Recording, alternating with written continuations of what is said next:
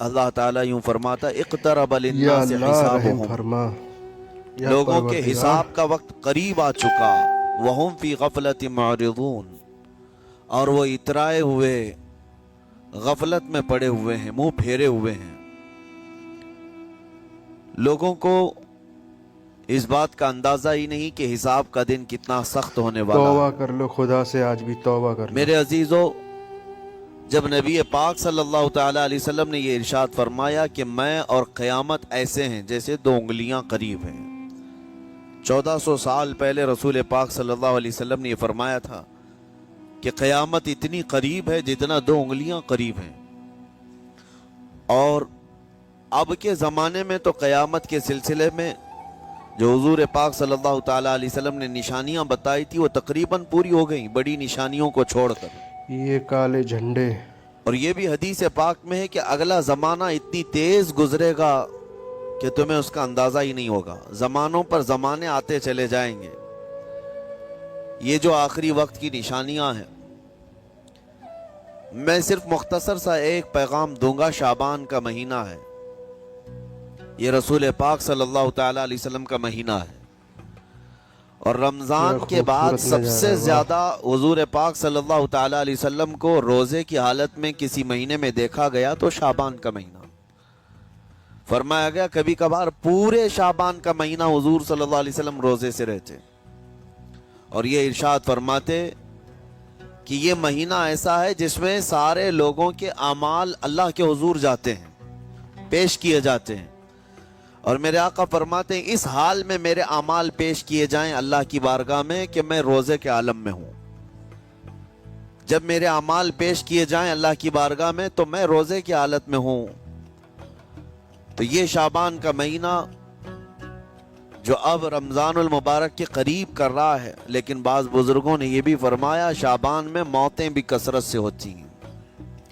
लोगों का यहाँ पर हिसाब किताब 15वीं शाबान को, जो अब शब बारात आने वाली है, लिख दिया जाता है साल भर में क्या क्या होने वाला है, कितने लोग जाने या वाले अल्लाह हैं। हमारे सब गुनाह माफ कर दे। कई लोगों की किताबें बंद कर दी जाती हैं। हदीस पाक में ये भी है कि फैसला अल्लाह ताला फरिश्तों के हवाले फरमा रहा होगा। हालांकि जब हम माँ के पेट में थे तभी लिख दिया गया है कि कितनी उम्र है, लेकिन फरिश्तों को जो ट्रांसफ़र किया जाता है साल में एक मरतबा, अगले साल इनका क्या क्या होना है। और हदीस में है किसी के मुतालिक फरिश्तों को ये कहा जा रहा होगा कि फ़लाँ 1 महीने बाद, 2 महीने बाद, 1.5 महीने के बाद उसकी फ़लाँ वजह से मौत आएगी, लेकिन वो बंदा शादी की तैयारी कर रहा होगा। वो बंदा जिसकी मौत का ऑर्डर जारी हो चुका है, फरिश्ते ले चुके हैं, वो अपने कारोबार के और अपने घर बार के बनाने में मसरूफ होगा। उसे अंदाज़ा तक नहीं होगा कि शाबान के इस महीने में उसकी मौत का परवाना निकल चुका है। इसीलिए मैं अर्ज़ कर रहा हूँ कुरान की आयत इक़्तरब लिन्नास हिसाबुहुम वहुम फी गफलतिन मुअरिदून। अल्लाह फरमाता है लोगों का हिसाब बहुत करीब आ चुका जबकि वो गफलत में पड़े हुए हैं। अब जिस ज़माने में आप ज़िंदगी गुजार रहे हैं ये इतनी तेज़ी से आपके ऊपर से गुजर जाएगा कि आपको एहसास तक ना होगा। बल्कि एक हदीस का मफ़हूम ये भी है कि जवान बूढ़े नज़र आने लगेंगे और बच्चे जवान नज़र आने लगेंगे। वो दौर आए आज। बच्चे तो हमारे जवान हो ही चुके हैं, जो 6 साल के बच्चे हैं, 5 साल के बच्चे हैं, जिनको हकीकत में बच्चा कहा जाता था, अब के ज़माने में वो बच्चे ही नहीं रह गए। 8 साल के बच्चे वो बच्चे ही नहीं रह गए। सारी स्कूलों के हालात हमारे पास माफ कर दे। आए दिन नई नई खबरें आती हैं। 3री जमात का, 4थी क्लास का बच्चा खतरनाक किस्म के नशों में मुब्तला है, जो बड़े बड़े जवान भी नहीं किया करते थे। तो बच्चा कहाँ रहा। हुजूर पाक सल्लल्लाहु ताला अलैहि वसल्लम ने फरमाया था बच्चे जवान लगेंगे और जवान बूढ़े। और जवानों की हालत ये है कि सारे मजे अपने बचपन में इतने कर लिए कि जवानी में ताकत ही खत्म हो गई। 25 साल की उम्र में ऐसे लगते हैं जैसे कि बुढ़ापा आ गया, कमजोरियां आ गई। 30 साल پہلے کے دور میں 40 سال کو بھی جوانی کہا جاتا تھا، اب کے دور میں یا 40 اللہ سال تو معاف کر بڑھاپا دے۔ ہو گیا۔ 30 سال کی عمر کے بعد آج کے نوجوانوں کے جواب دینے لگ جاتے ہیں۔ اس کی وجہ یہ ہے کہ بچپن میں اپنے آپ کو برباد کر لیا، بچپن میں اپنے آپ کو ختم کر لیا، تو جو بچپنا تھا اس کو جوانی میں بتا دیا، اور جو جوانی ہے وہ بڑھاپے میں۔ اور جو بوڑھے اصل بوڑھے ہیں جن کو 60-70 سال کی عمر ملی ہوئی ہے، یہ اللہ تعالیٰ کی طرف سے ان کے لیے نعمت ہے۔ باقی قیامت کے قریب جو حالات ہیں وہ اس طرح کے ہیں۔ اور مزید میں آپ کو یہ بھی بتا دوں کہ زمانہ ترقی کرتے کرتے تمہیں ایسا سست اور کاہل بنا دے گا کہ تم کوئی کام کے لائق بھی نہیں رہ جائیں گے۔ یا بہت مولا ساری معاف کر چیزیں دے۔ ہم سے رخصت ہو رہی ہیں، ہمیں اندازہ بھی نہیں۔ ابھی کل ہی میں ذکر کر رہا تھا، ابھی 10 سال پہلے 20 سال پہلے جو چیزیں ہمارے آنکھوں کے سامنے موجود تھی وہ اب غائب ہو چکی ہیں۔ خالی وقت اسے ملے تو نشہ بھی یاد آ جائے، خالی وقت اسے ملے تو عورتوں کی طرف میلان بھی بڑھ جاتا ہے، خالی وقت اسے ملے تو اس کو دولت لٹانے اور عیاشی کرنے کی فکر بھی سوار ہونے لگتی ہے۔ اپنے آپ کو کسی چیز میں مصروف کر لے، اور سب سے بہترین یا اللہ مصروفیت معاف کیا کر ہے؟ دے۔ اللہ اور اس کے رسول کا ذکر پاک ہے۔ یہ سب سے بہترین مصروفیت ہے کہ تم نے اپنے آپ کو اس میں مصروف کر رکھا تو اللہ تعالیٰ دنیا کی تمام مصروفیتوں سے تمہیں آزاد کر دے گا، برائیوں سے آزاد کر دے گا۔ قرآن میں رب تعالیٰ فرماتا ہے وَقَالُوا حَسْبُنَا اللَّهُ وَنِعْمَ الْوَكِيلُ، جنہوں نے یہ کہا ہمارا رب ہمارے لیے کافی ہے، ہمارا اللہ ہمارے لیے کافی ہے، اور کیا ہی بہترین مددگار ہے، کیا ہی بہترین وکیل ہے جس نے یہ کہا۔ اللہ فرماتا ہے، اس کے فوراً بعد آیت آئی ہے فَانْقَلَبُوا بِنِعْمَةٍ مِّنَ اللَّهِ وَفَضْلٍ لَمْ يَمْسَسْهُمْ سُوءٌ، اللہ ان لوگوں کو اپنی خاص نعمتوں میں لے جائے گا، ایسی جگہ جہاں کوئی برائی انہیں چھو بھی نہ سکے گی۔ جنہوں نے اللہ کی بارگاہ میں یہ کہا حسبنا اللہ ونعم الوکیل، آگے بھی ہے دوسری آیت ہے نعم المولا ونعم النصیر، جس نے یہ کہا اللہ فرماتا ہے ان بندوں کو اللہ اپنی خاص نعمتوں میں لے جائے گا اور فضل میں لے جائے گا، ایسی جگہ لم یمسسہم سوء، جہاں انہیں کوئی برائی چھو بھی نہ سکے گی، کوئی برائی نہ آ سکے گی۔ اسی لیے کثرت سے اپنے آپ کو مصروف رکھو۔ یہ جو محافل ہماری ہو رہی ہیں اللہ کرے کہ ہمیشہ قائم رہے۔ ہم ہفتے میں ایک مرتبہ ذکر کی مجلس میں آتے ہیں اپنے دل کو اللہ تعالیٰ کی یاد سے معمور کرنے کے لیے۔ ویسے کھانا تو دن میں 3 مرتبہ اور کوئی تو 5 مرتبہ کھاتے ہیں۔ اپنے جسم کا بھرپور خیال رکھا جاتا ہے، ہماری روح کے خیال کے لیے ان مجلسوں میں آنا ضروری ہے۔ یہ مجلسوں کی پابندیاں، اور اگر آپ اس کو ہی یہ سمجھ کر نہ چلیں کہ ہم نے ایک بار ہفتے میں ذکر کر لیا تو اب کافی ہے۔ ہماری گاڑی بھی جو ہے پیٹرول بار بار مانگتی ہے، اس کو جس طرح سے چلاتے ہیں اس طرح سے اس کی خواہش بھی ہے۔ روزانہ گاڑی کو اگر کہیں کھڑی کر رکھیں تو زیادہ پیٹرول نہیں لگے گا، لیکن چلتی رہے تو بار بار پیٹرول کی ضرورت ہے۔ ہم میں سے ابھی کوئی ایسا نہیں ہے جو بستر پر پڑا ہوا ہے، ہر کوئی چل رہا ہے، پھر رہا ہے، دنیا میں مصروف ہے۔ تم اپنے کھانے پانے بھی کر رہے ہو، لوگوں سے ملاقات بھی کر رہے ہو، اس کا مطلب ہے تمہاری گاڑی چل رہی ہے اور اس کو پیٹرول بار بار چاہیے۔ اور یہی جو ایندھن ہے، یہ پیٹرول ہے، اس کا کام یہ اللہ تعالیٰ کا ذکر کرتا ہے۔ تمہارے جسم کو بیلنس رکھنے کے لیے، تمہاری فکروں کو بیلنس رکھنے کے لیے، تمہارے دماغ کو صحیح سلامت ایک نہج پر رکھنے کے لیے یہ ذکر کی محافل قوت دیتی ہیں۔ اگر اس ہفتے میں آپ نے ذکر کیا نہیں ہوا تو آپ اپنے ہی گھر پر سونے سے قبل بستر پر بیٹھ کر کیوں اللہ کا ذکر نہیں کر لیتے؟ 5 منٹ 10 منٹ اس مولا کو پکار کر کے سونے میں کیا حرج ہے؟ لوگ موبائل دیکھتے، گانے سنتے، فلمیں دیکھتے ہوئے سو جاتے ہیں، لیکن اللہ رب العزت کو یاد کر کے سونے والا، میرے عزیزو، قرآن میں مولا فرماتا ہے فَاذْكُرُونِي اذکرکم، اس کا وعدہ ہے تم مجھے یاد کرو میں تمہیں یاد کروں گا۔ اور اس کی تفسیر میں اللہ تعالیٰ کے اس قول میں، اس فرمان کی تفسیر میں بزرگوں نے فرمایا اللہ کیسے یاد کرتا ہے بندے کو، اللہ بندے کو کیسے یاد کرتا ہے؟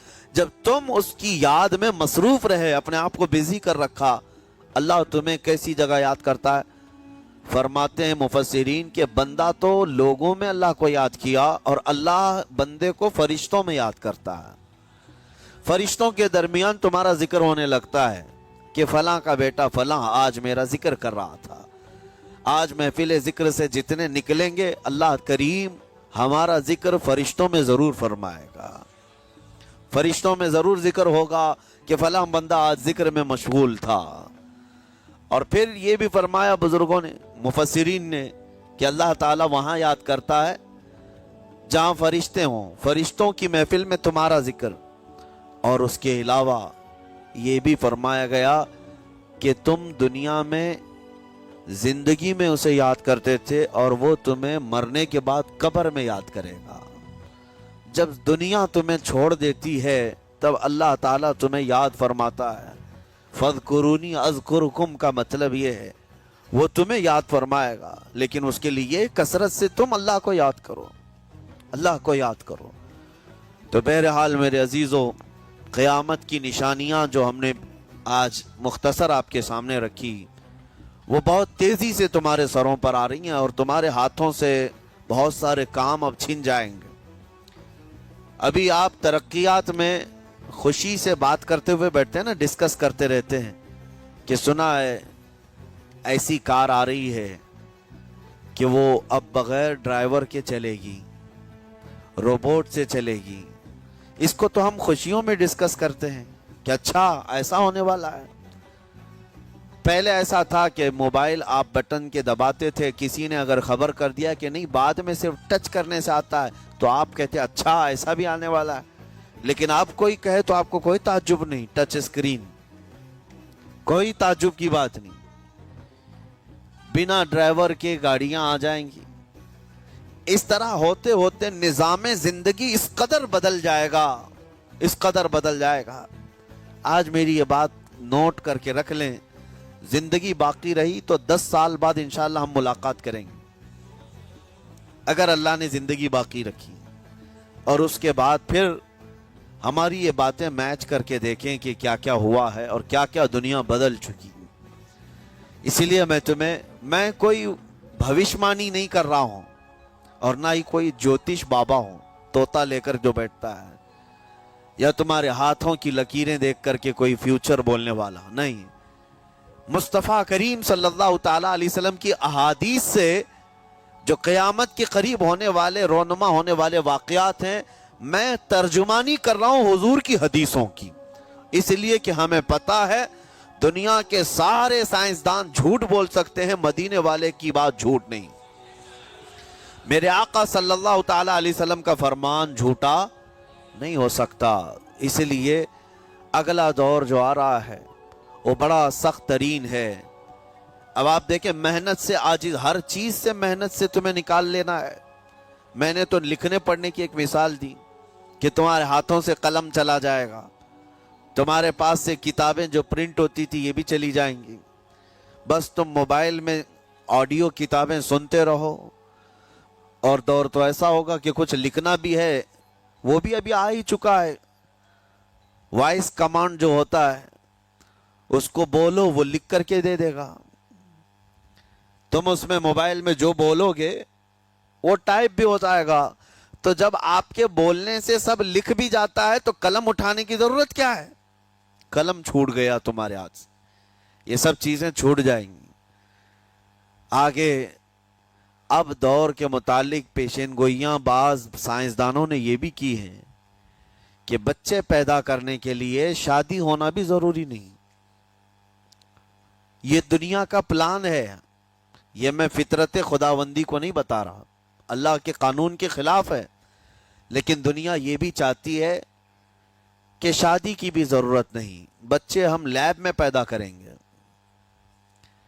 لیبارٹری کے اندر ماں کی جیسے رحم دانی ہوتی ہے، بچہ دانی، آرٹیفیشیل اس کو تیار کر کے اس کے اندر کسی مرد کے نطفے کو رکھ کر اس کو وہیں پروان دیا جائے گا. نہ کسی یہ شادی کی ضرورت ہے، نہ کوئی عقد، نہ کوئی ایگریمنٹ، کچھ نہیں. جس کو بچہ چاہیے وہ لیب سے خرید لے. ہر طرح کی چیزوں سے تمہیں عاری کر دیا جائے. ابھی تو بہت سارے لوگ سوال بھی کرتے ہیں ہم سے ٹیسٹ ٹیوب بیبی کے متعلق. جس کو بچے نہیں ہو رہے ہیں، کیا وہ اس طرح سے ٹیسٹ ٹیوب بیبی سے، جو آج ایک طریقہ کار ہے، بچے پیدا کر سکتے ہیں یا نہیں؟ اس کے کئی طریقے ہیں سائنس میں، کہ اسی مرد کا نطفہ اسی کی عورت میں رکھ کر کے اس کو پروان دیا جائے، اور بعض دوسرے طریقے کہ کسی دوسرے کا لا کر اس کی عورت میں رکھ دیا جائے. یہ تو سراسر حرام ہے، زنا ہے. لیکن ائمہ اکرام، فقہاء اکرام نے حلال رشتے کے اندر ہی مرد اور عورت جو شادی شدہ ہیں ان کو بھی اس طریقے سے بچہ حاصل کرنے کی اجازت نہیں تھی. وہ ناجائز ہے، ناجائز ہے. بچے دینا یہ اللہ کی شان ہے. حضرت ابو ہریرہ رضی اللہ تعالیٰ عنہ حضور صلی اللہ علیہ وسلم کی بارگاہ میں حاضر ہوئے، عرض کرتے ہیں عرب والے لوگ عزل کرتے ہیں یا رسول اللہ، یعنی بچے نہ ہونا نہیں چاہیے کسی کو، تو پریکاشن لیتے تھے وہ لوگ. اس کا طریقہ کار ان کا الگ تھا عربوں کا. وہ انزال نہیں کرتے، اس سے پہلے جدا ہوتے. حضرت ابو ہریرہ رضی اللہ تعالیٰ عنہ نے حضور کی بارگاہ میں پوچھا کہ ایسا کیا کرنا کیسا ہے؟ نبی پاک صلی اللہ تعالیٰ علیہ وسلم نے ارشاد فرمایا اگر رب تبارک و تعالیٰ چاہے تو بھی بچے عطا کرے گا. کوئی عزل کر لے، الگ ہو جائے، اگر مولا کو دینا ہو تو اس حال میں بھی اللہ تعالیٰ بچے عطا کرے گا. جو مولا بغیر باپ کے عیسیٰ پیدا فرماتا ہو. تو بہرحال میں بات الگ نہ چلی جائے، اسی لیے عرض کر رہا ہوں کہ اگلے دور میں سارے کام کاج تمہارے ہاتھوں سے نکل جائیں گے، عاری کر دیا جائے گا اور تمہیں سست اور کاہل بنا دیا جائے گا. اور جب بندے کے پاس کوئی کام ہی باقی نہ رہے تو اس کا دماغ شیطانی بن جائے گا، اور شیطان اس کو ہانکتا رہے گا صبح سے شام تک، شام سے صبح تک. اور میں آپ کو بتا دوں دنیا یہ چاہتی ہے کہ رات کو دن بنا دے، یعنی کوئی رات کا تصور ہی نہ رہے، نہ اندھیرا ہے نہ ہی کوئی اس طرح کی تاریکی، بلکہ پورا ٹوٹل 24 آورز ایسا ہی اجالا دکھنا چاہیے. تمہاری نیندیں ختم ہو، کسی کے لیے بھی اندھیرا ہو گیا چلو سوئیں. یہ اللہ کے جتنے نظام ہیں اس سے یہ دنیا چھیڑ چھاڑ کرنے کی کوشش کر رہی ہے. یہ جو خفیہ طاقتیں ہیں دنیا کو جو چلا رہی ہیں، وہ فری میسن ہوں اور سیکریٹ تنظیمیں جو آج دنیا میں کام کر رہی ہیں، وہ قانون خداوندی سے چھیڑ چھاڑ کرنا ان کی فطرت ہے، عادت ہے. ہر چیز جو اللہ تعالیٰ کی بنائی ہوئی، پہاڑوں کو اپنی جگہ سے ہٹا دینا. عرب میں آج پتہ ہے آپ کو، سعودی میں سب سے زیادہ پہاڑ کاٹے جا رہے ہیں. پہاڑ اتنے کاٹتے ہیں وہ لوگ، پورے کے پورے پہاڑوں کو انہوں نے زمین سے الگ کر دیا، اور وہاں پہاڑ کا وجود ہی نہیں. مکہ میں جا کر آپ دیکھ لیں، مدینے میں جا کر دیکھ لیں، 4 سال 5 سال کنٹینیو کئی مشینیں لگا کر کے پورے پہاڑ کو صاف کر دیا، پتھر کے پہاڑ. اصل میں یہ نظام قدرت ہے، پہاڑ یوں ہی نہیں بنائے اللہ نے زمین پر. والجبال اوتادا، یہ میخ بنا کر کے اس میں گاڑ دیے گئے تاکہ زمین ہلنے نہ پائے. زمین پانی پر ہے، اور جب پہاڑوں سے چھیڑ چھاڑ کیا جائے گا زمینوں میں زلزلے آئیں گے، ادھر سے ادھر زمین ہل جائے گی. اور تو اور انہوں نے اپنی ٹیکنالوجی کو بڑھاتے بڑھاتے قانون خداوندی میں چھیڑ چھاڑ کے لیے کیا نہیں کیا. انہوں نے جعلی اور آرٹیفیشل ارتھ کویک لانے کی کوششیں کی، مصنوعی زلزلے، مصنوعی بارش ہوتی نہیں، لیکن پورے کلاؤڈ کو جمع کر کے، بادلوں کو جمع کر کے ایک جگہ، اور پھر اس کو کیمیکل کے ذریعے سے پانی برسا دیا جائے. لوگوں کو لگتا ہے کہ ابر چھا گیا اور پانی آنے لگ گیا. یعنی بارش بھی مصنوعی برسائی جائے، ہوائیں بھی مصنوعی چلائی جائیں، پہاڑ بھی کاٹ دیے جائیں، جعلی زلزلے لائے جائیں، سونامی کو بھی لانے کی ترکیبیں ان لوگوں نے سوچی کہ زیر زمین جو لاوا ہوتا ہے اس کے اندر دھماکہ کر دیا جائے تاکہ پانی کی موجیں بے قابو ہو کر بہت زیادہ لہریں اٹھ جائیں اور دنیا میں تباہی مچائیں۔ بیماریاں اللہ کی طرف سے آتی ہیں، لیکن بیماریاں یہ لیب میں بنانے کی کوشش کرتے ہیں کہ وائرس بنائے جائے اور لوگوں کے درمیان چھوڑ دیے جائیں، جس کو آج دنیا کی بڑی طاقتیں بایو ویپن کا کہتی ہیں، یعنی ہتھیار صرف گولہ بارود بندوق اور میزائل ہی نہیں ہے، ہتھیار یہ وائرس بھی ہیں، کیمیکل بھی ہے، دوائیوں کی شکل میں۔ یہ برسوں سے یہ تنظیمیں اس بات پر کام کر رہی ہیں، حتیٰ کہ یہ نظام قدرت کو، نظام خداوندی کو پورے اکثر بدلنے کے لیے انہوں نے مردوں کو عورت بنانا، عورتوں کو مرد بنانے کی بھی مہم چھیڑ رکھی ہے۔ ٹرانسجینڈر، ان سب کو خاص قانونی حق دیا جائے گا اور مرضی سے آدمی اپنے جینڈر کو، اپنی جنس کو چینج کروا لے۔ یہ قانون خداوندی میں چھیڑ چھاڑ ہے نہیں، اور انسان کو جس کام کے لیے پیدا کیا گیا تھا اس کام سے اس کو عاری کر دیا جائے، کاہل بنا دیا جائے۔ اسی لیے دیکھیں وہ رحمان مولا چاہے تو تمہیں گھر میں بٹھا کر خوب رزق دے، وہ غفار ہے جو چونٹیوں کو اپنے سوراخ میں رزق دیتا ہے، مچھلیوں کو پانی کے اندر رزق دیتا ہے، وہ اشرف المخلوقات کو کیوں نہیں کھلائے گا؟ لیکن اس کا حکم یہ ہے اذا قضیت الصلاۃ فانتشروا فی الارض، جب نماز پڑھ لو تو زمین میں پھیل جاؤ اور اللہ کا رزق ڈھونڈو۔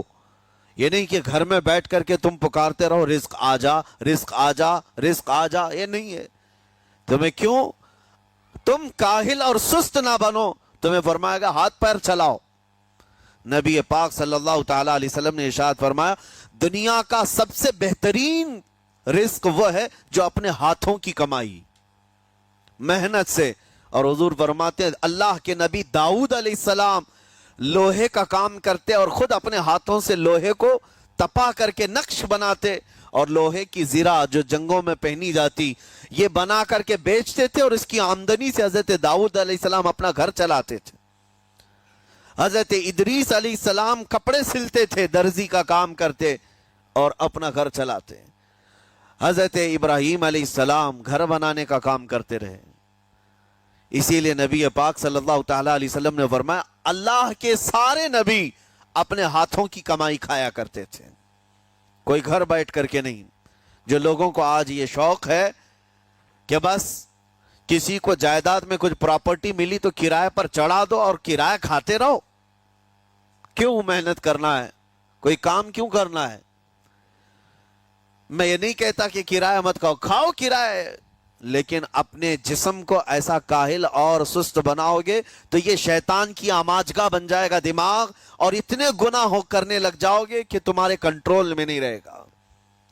تم اس کو جتنا خالی اور سست چھوڑو گے، یا آلریڈی جو سائنسدانوں نے چوہوں پر ایکسپیریمنٹ کر کے جو دیکھا، اکثر ایسا ہوتا ہے کہ چوہوں پر جو تجربہ کیا جاتا ہے انسان کے فطرت سے بہت زیادہ میل کھاتا ہے چوہوں کی طبیعت۔ اسی لیے آپریشن تھیٹر میں بھی سکھانے کے لیے چوہے اور مینڈک کا استعمال ہوتا ہے۔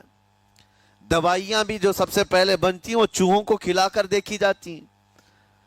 انسان کی طبیعت زیادہ اس سے میل کھاتی ہے، تو جو چوہوں کو ساری سہولیات دے دی گئی تھی تو وہ آپس میں شہوت میں مبتلا ہو گئے اور ایک دوسرے کا قتل کرنے لگے۔ یہی حال انسانوں کا بھی ہوگا، جب ان کو ساری سہولیات ایک جگہ مل جائیں گی تو یہ ایک دوسرے کا قتل شروع کر دیں گے، یہ کثرت سے گناہ کرنے لگیں گے اور ایک دوسرے کا قتل کریں گے۔ اسی لیے آپ کو میں جو بات کہہ رہا تھا وہ ادھوری رہ گئی۔ وہ رب تبارک و تعالی چاہے تو گھر بیٹھا کر تمہیں کھلائے، لیکن آپ مجھے یہ بتاؤ، یہ جو مسجد میں بلاتا ہے تمہیں رب تعالی 5 وقت، فجر میں، ظہر میں، عصر میں، مغرب میں، عشاء میں، اور ہر ایک میں تمہیں اپنی پیشانی زمین پر رکھنی ہے، ہاں ایک مخصوص طریقہ ہے۔ کیوں؟ اللہ کریم کیا تمہارے ان اعمال کا محتاج ہے؟ محتاج ہے رب تعالیٰ کہ تم جتنے سجدے کرو گے اس کا پاور بڑھے گا، اس کی طاقت بڑھے گی، تمہاری عبادتوں سے اس کے خزانے بڑھیں گے؟ کچھ نہیں ہونا ہے، وہ بے نیاز ہے، اللہ الصمد، وہ بے نیاز ہے۔ لیکن تمہیں یہ جو پریکٹس کرائی جاتی ہے وہ اسی لیے کہ تم سست اور کاہل نہ بنو۔ کسی گاڑی کو زیادہ دن گیریج میں رکھ دیا جائے، چاہے وہ نئی کیوں نہ ہو، زنگ لگ جاتا ہے اور اس کے بعد پھر اس کے اندر خرابیاں شروع ہو جاتی ہیں۔ انسان اپنے آپ کو اسی طرح کاہل رکھ دے، سست رکھ دے، تو پھر اس کے اندر بھی عجب عجب قسم کی بیماریاں، وہ گناہوں کی بیماریاں بھی شروع ہوتی ہیں اور جسمانی بیماریاں بھی شروع ہوتی ہیں۔ اسی لیے تمہیں 5 وقت یہ پریکٹس بھی کرائی جاتی ہے کہ نمازیں پڑھتے رہو، اپنے آپ کو بزی رکھو، تم بار بار پیشانی زمین پر جھکاؤ اور اٹھاؤ، جھکاؤ اٹھاؤ۔ یہ پریکٹس اسی لیے کرائی جاتی ہے کہ تمہارا جسم سست اور کاہل نہ رہے۔ اللہ کریم بندوں کے تمام مصالح اور ان تمام حاجتوں کو بہتر جانتا ہے کہ بندہ کس میں بہتر ترقی کر سکتا ہے۔ اسی لیے میرے عزیزو، اپنے آپ کو خالی مت چھوڑو، اپنے آپ کو خالی مت چھوڑو۔ اور وقت ہمارے پاس اتنا کم ہے کہ حساب دینے کے وقت ہمیں سب کو پتہ چل جائے گا قیامت کے دن۔ یہ بھی روایت میں ملتا ہے کہ بندہ یہ یاد کرے گا کہ میرے پاس اتنا وقت تھا، کاش میں کچھ نہ کرتا تسبیح لے کر بیٹھا ہوتا، کاش میں کچھ نہ کرتا دعائیں ہی کر رہا ہوتا، تو اللہ تبارک و تعالیٰ اس کا بدلہ مجھے قیامت میں عطا کرتا۔ لیکن جنہوں نے اپنے اوقات کو یہاں پر خالی گنوا دیے، فضول میں برباد کیے، وہ بہت پچھتاوے میں ہوں گے، بہت پچھتاوے میں ہوں گے۔ جتنا وقت اپنے پاس باقی ہے اس کو مصروف کر دو، اس کو مصروف کر دو۔ اللہ کریم ہم سب کو گزرے ہوئے تمام برائیوں کے کفارہ ادا کرنے کی توفیق عطا فرمائے۔ رب تبارک و تعالی قل اللہم مالک الملک تؤتی الملک من تشاء وتنزع الملک ممن تشاء وتعز من تشاء وتذل من تشاء بیدک الخیر انک علی کل شیء قدیر۔ اس کے بعد والی آیت، یہ دونوں آیتیں یاد کر لیں۔ اور پھر فرمایا گیا کہ اگر کوئی محکوم ہے، مزدور ہے، ان آیتوں کی تلاوت کرے، اللہ کبھی بھی اس پر کسی کو غلبہ نہیں دے گا، کوئی اس کے اوپر حکومت نہ کر سکے گا۔ اللہ رب العزت کی قدرت غالب ہے، اور جو بندہ اس کی تلاوت کرتا ہے وہ ہمیشہ سرخرو رہے گا، سر بلند رہے گا اور محکومیت سے محفوظ رہے گا۔ اور ہمیشہ یہ تمنا بھی کرنا چاہیے، میرے آقا صلی اللہ علیہ وسلم دعا بھی کرتے تھے، نعوذ بک من غلبۃ الدین وقہر الرجال، اے اللہ میں تیری پناہ مانگتا ہوں قرض کے بوجھ سے اور لوگوں کی حکومت سے، لوگوں کی محکومی سے۔ مجھے میرے والد گرامی نے یہ دعائیں تلقین بھی کی تھی، اور وہ فرماتے کہ میں نے کعبے کا غلاف پکڑ کر کے دعا کیا تھا کہ اے اللہ زندگی بھر مجھے کبھی کسی کی غلامی میں مت رکھ اور کبھی بھی لوگوں کی محکومی میں نہ رکھ۔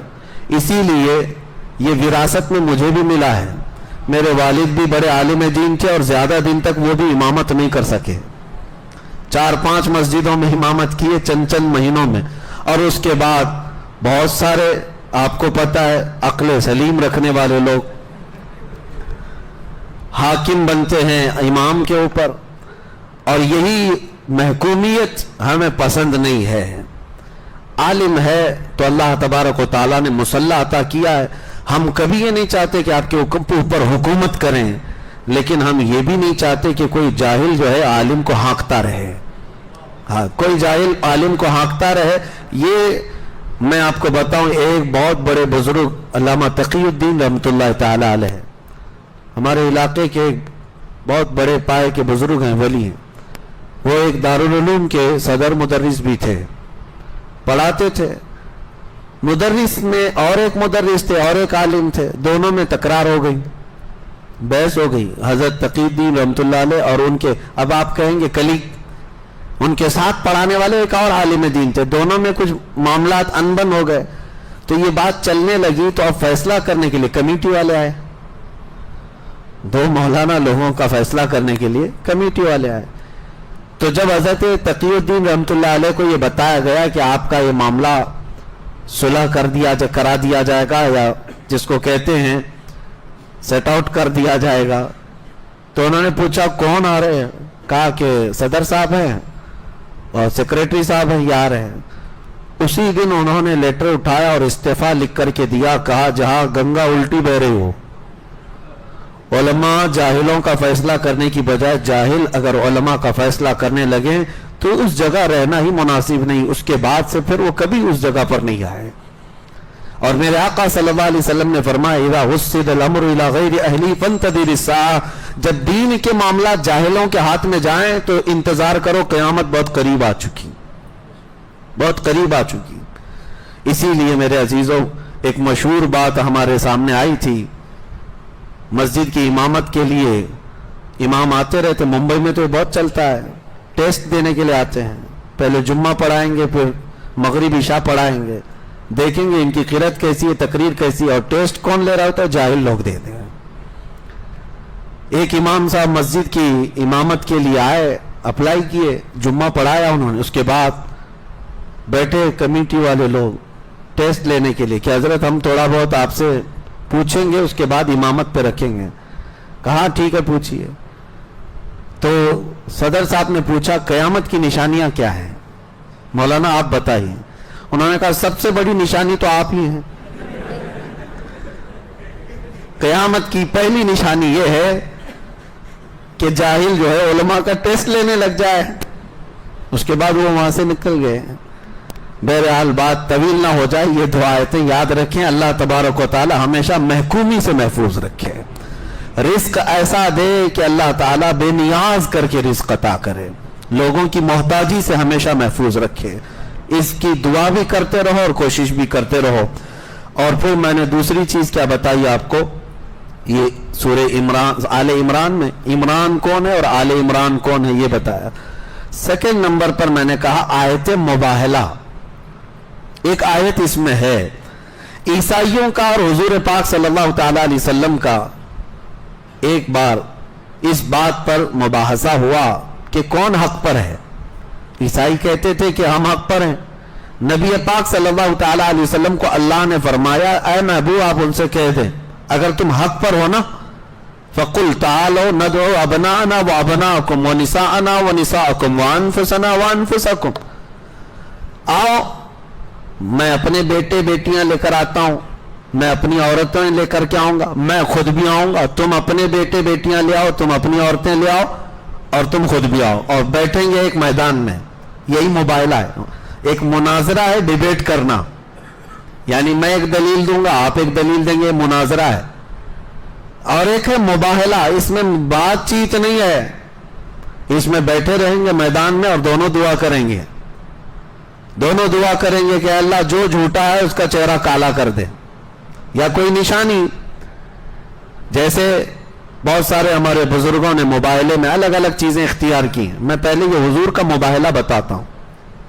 हुजूर पाक सल्लल्लाहु अलैहि वसल्लम ने ईसाइयों से कहा आ जाओ तुम भी आओ मैदान में, मैं भी आता हूं, और हम अपने अपने रब को पुकारेंगे, जिसका दीन सच्चा होगा वह हक उसका जाहिर हो जाएगा। ईसाई मान गए, कहा कि ठीक है। नजरान एक जगह है, वहां के ईसाई थे। अब हुजूर पाक सल्लल्लाहु अलैहि वसल्लम अपने घर से निकले और साथ में किसको लिया? सैयदा बीबी फातिमा ज़हरा को, इमाम हसन को, इमाम हुसैन को और हैदर कर्रार अली मुर्तदा को। ये पंजतने पाक का काफिला निकला है और नजरान की तरफ। मेरे अजीजों, नामों में इतना असर है कि आज भी हम दुआ करते हैं ली खमसतुन उतफी बिहा हर्रल बबाइल हातिमा अल मुस्तफा वल मुर्तदा व बनाहुमा वल फातिमा। मेरे पास 5 नाम ऐसे हैं जिनसे हर बुरी चीज को और हर गर्मी को मैं दूर कर देता हूं। वो 5 नाम क्या हैं? एक मुस्तफा, एक मुर्तदा, एक हसन हुसैन और एक फातिमा। ये 5 नामों में ये तासीर है। ये पंजतने पाक का काफिला निकला नजरान की तरफ और हुजूर पहुंच गए। अहले हक हमेशा पहुंचते हैं। नबी पाक सल्लल्लाहु ताला अलैहि वसल्लम मैदान मुबाहला में पहुंचे। ईसाइयों को आना था मुकाबले में, और जो सबसे बड़ा ईसाई पादरी था वो अपने महल में बैठा हुआ इंतजार कर रहा था, आने तो देखते हैं। और जब हुजूर पहुंच ही गए تو ان کو پہلی بات تو یہ سمجھ میں نہیں آ رہا کیا یہ صحیح میں آ گئے, اور اس کے بعد دیوار پر چڑھ کر کے جھانکنے لگا کہ آئے ہیں تو دیکھ لوں پہلے. دور سے نبی پاک کے چہرے پاک کو دیکھا, اور ساتھ میں وہ ایسا منظر تھا کہ سورج جگمگا رہا ہو اور ساتھ میں چاند بھی ہو اور ستارے بھی ہوں. پھر اس آسمان کا کیا کہنا, اس نے دور سے دیکھا اور سٹ پٹا گیا اور سارے عیسائیوں کو بلایا اور پکار کر کہا, نادانو تم نے کس کو مباہلے کے لیے بلایا, دیکھ نہیں رہے وہ چہرہ. اور وہ عیسائی پادری کہتا ہے قسم خدا کی اگر میں مباہلے میں چلا جاؤں سامنے اور وہ نبی اگر اٹھا دے ہاتھ دعا کے لیے, قیامت تک کوئی عیسائی زندہ نہیں رہ سکتا. یہ کون کہہ رہا ہے؟ خود عیسائی پادری کہہ رہا ہے. کہا تم نے کس کو بلا لیا؟ حضور پاک صلی اللہ تعالی علیہ وسلم کے پاس وہ سرنڈر ہو گئے, کہا کہ ہمیں مباہلہ نہیں کرنا, آپ واپس تشریف لے جائیں. حضور پاک صلی اللہ تعالی علیہ وسلم واپس تشریف لائے.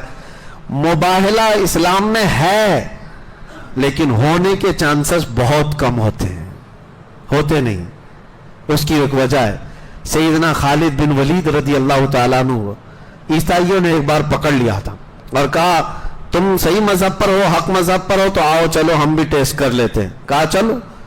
حضرت خالد بن ولید کے سامنے جو معاملہ تھا وہ کیا تھا, عیسائی آئے اور ایک ایسا خطرناک زہر لا کر کے رکھا, ایسا خطرناک زہر جس کو چھونے سے چمڑی نکل جاتی تھی, اگر وہ زہر لگ جائے تو چمڑی نکل جائے گی, اتنا خطرناک زہر. عیسائیوں نے کہا کہ چلو اس زہر کو رکھتے ہیں اور ہم دونوں دیکھتے ہیں, اللہ کا نام لیتے ہیں. حضرت خالد بن ولید نے کہا یقین ہے مجھے, میں میرے رب کا نام لے کر زہر اٹھا کر پی لوں گا, تمہیں بھی پینا ہوگا. حضرت خالد بن ولید کو انہوں نے کہا ٹھیک ہے تم پہلے کرو. حضرت خالد بن ولید نے بسم اللہ الرحمن الرحیم پڑھا اور اٹھا کر پورا زہر پی لیا. وہ گھبرا کر بھاگنے لگے, کہا کہ یہ کون انسان ہے کیا, اور بہت دیر تک دیکھتے رہے کہ کچھ تبدیل ہوگا کہ نہیں ہوگا. کہاں سے تبدیل ہوتا, وہ خالد بن ولید سیف اللہ المسلول ہے. کچھ نہیں ہوا, اللہ کے نام سے پیا. عیسائیوں نے کہا کہ یہ کچھ جادو کر دیا تم نے, ہو سکتا ہے یہ جادو ہوگا شیشی پر یا بوتل پر. حضرت خالد بن ولید نے کہا پورا نہیں, جو بچا ہے اس میں وہی چاٹ لو جو بچا ہے. لیکن ان میں سے کسی کی ہمت اور طاقت نہیں ہو سکی کہ اس زہر کو چکھ بھی سکے. ہر زمانے میں یہ ہوا ہے. عزیزان گرامی اوقات, آگ میں جانے کا جو مباہلے کا معاملہ ہے یہ بھی کوئی پہلی مرتبہ نہیں تھا. لوگ مجھے آج پوری دنیا میں تقریباً اسی نام سے جانتے بھی.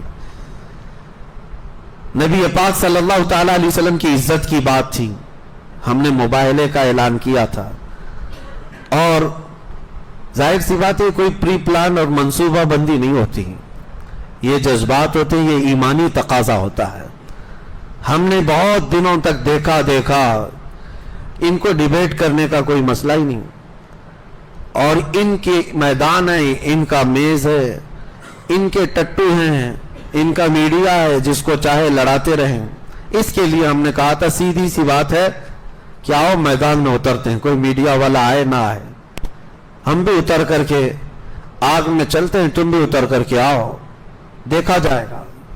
میرے عزیزوں, یہ کوئی اس وقت کی کوئی لفاظی یا پکائی نہیں, الحمدللہ اس اعلان پر آج بھی میں برقرار ہوں, آج بھی آخری سانس تک ہم برقرار ہیں اس چیز پر.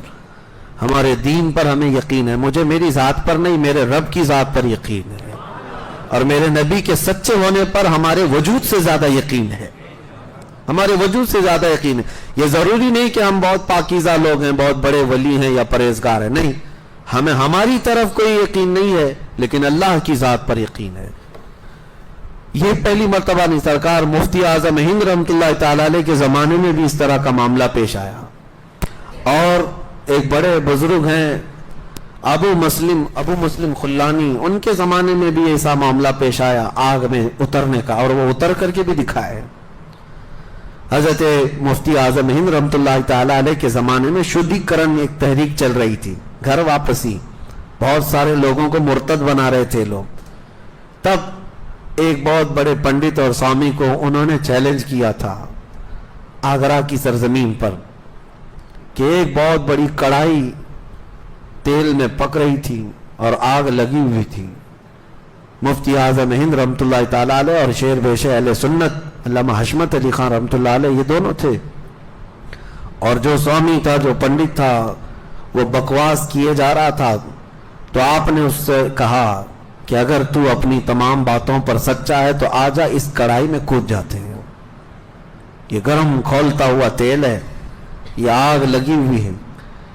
اس نے سوچا کہ یہ مذاق میں کہہ رہا ہے مولوی.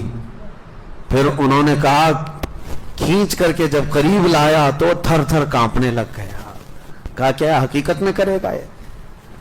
یہی معاملہ سلطان الہند غریب نواز کی بارگاہ میں بھی ہے، آپ کے ساتھ بھی ہوا. ایک مرتبہ ایک پجاری بیٹھا ہوا تھا، آگ کی پوجا کر رہا تھا. غریب نواز رضی اللہ تعالیٰ عنہ نے رک کر کے کہا کہ ذرا اس میں ہاتھ ڈالو جو تمہارا خدا ہے. اس نے کہا یہ تو جلائے گی. کہا اتنے سال سے عبادت کر رہے ہو پھر بھی جلائے گی.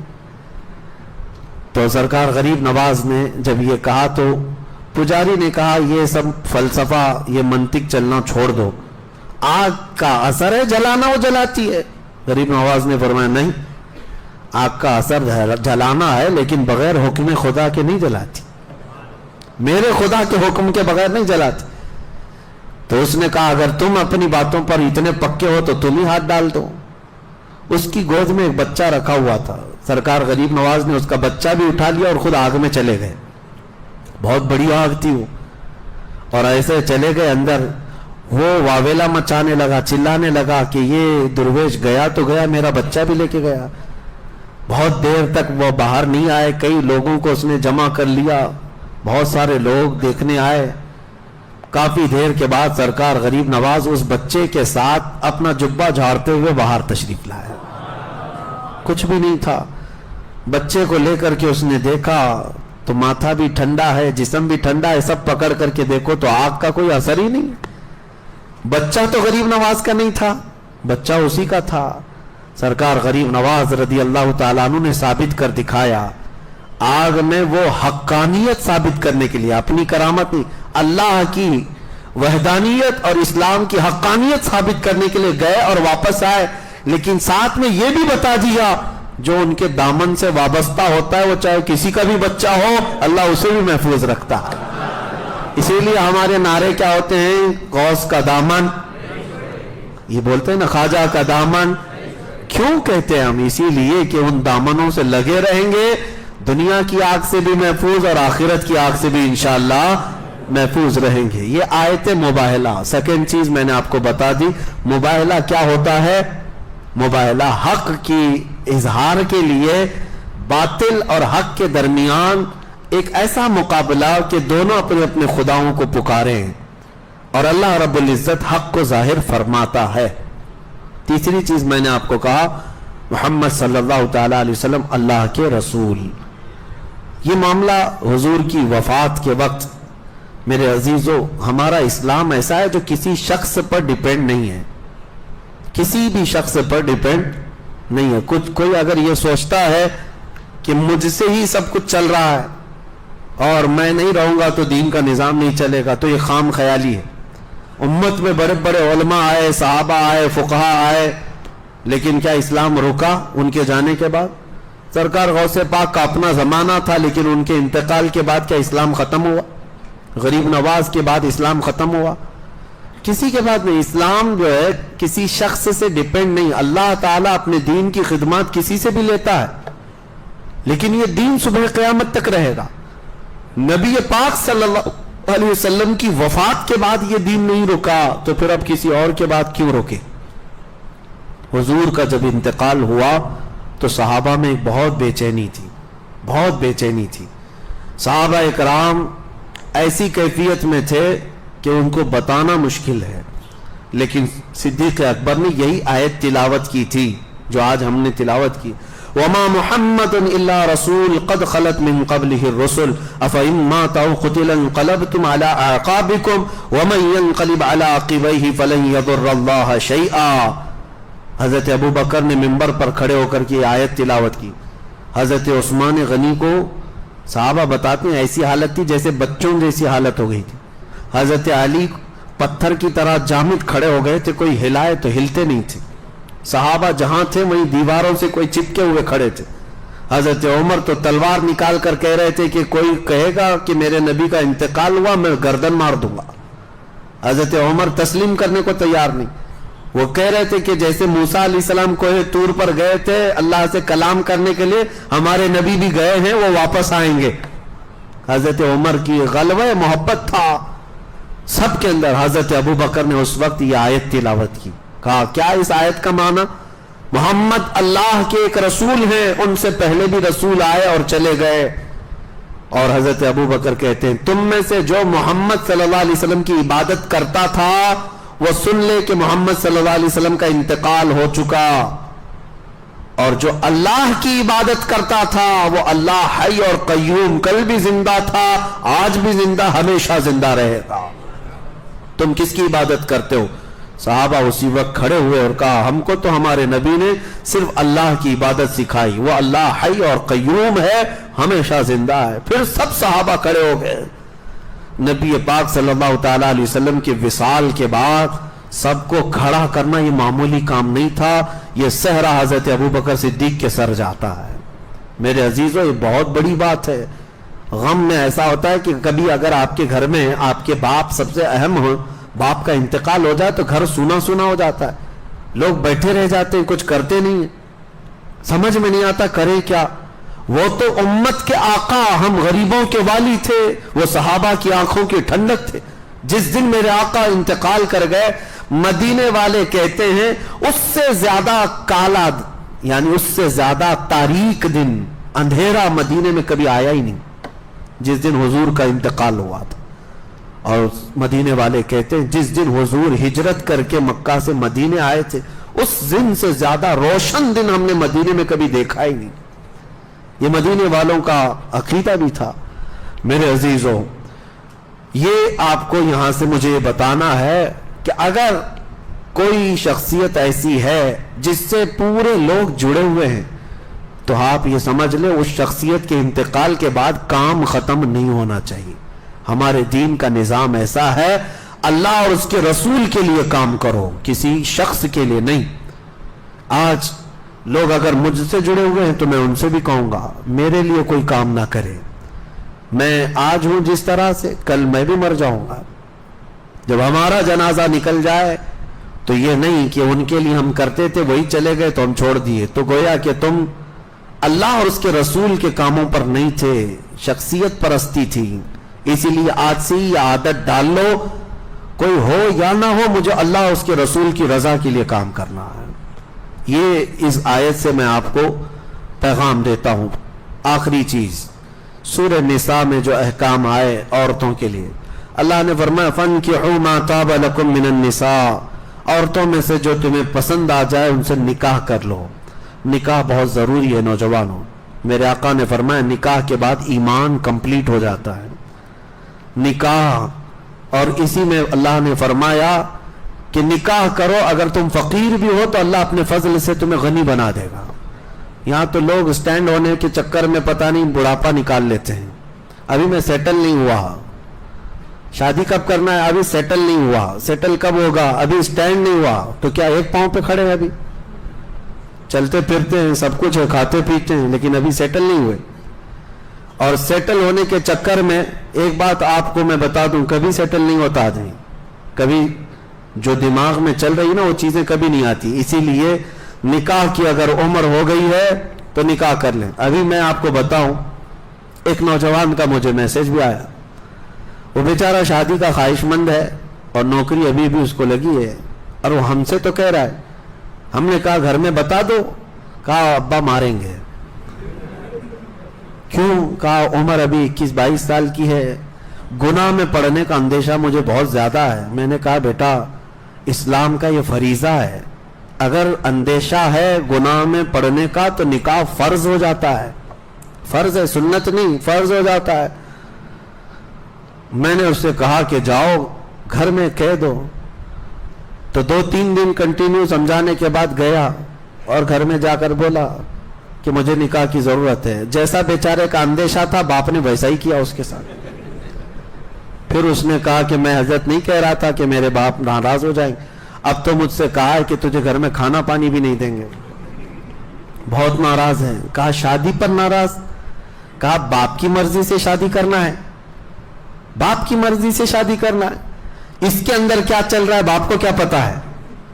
میرے عزیزو، جو اگر باپ ہیں تو ان کو میں بتاتا ہوں، کسی کو زور زبردستی اس طرح روک کر مت رکھو، نہ بیٹیوں کو نہ بیٹوں کو۔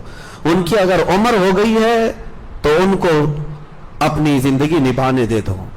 کچھ لوگوں کو ایسا لگتا ہے کہ اتنی جلدی کر کے کیا کرے گا، اتنی جلدی گناہ کے اڈے قائم کرے گا تو فرق نہیں پڑے گا۔ شادی کر کے ایک اچھا معاشرہ تشکیل دینا چاہتا ہے تو اسے آزاد رکھو۔ بعض مقامات پر ہو سکتا ہے کچھ ماں باپ ان کے لیے سخت ہو جاتے ہوں، ہرگز نہ کریں۔ میرے آقا کا فرمان سنیں، 3 چیزوں میں تاخیر کرنا گناہ ہے۔ جب کسی کا انتقال ہو جائے تو جنازہ اٹھانے میں تاخیر کرنا گناہ ہے، جب نماز کا وقت ہو جائے تو تاخیر کرنا گناہ ہے، اور پھر فرماتے ہیں جب لڑکی بالغ ہو جائے تو اس کے نکاح میں تاخیر کرنا گناہ ہے۔ یہاں تو عمریں نکال دیتے ہیں لوگ، اور بہت سارے اس کے لیے پتہ نہیں کیا کیا معاملات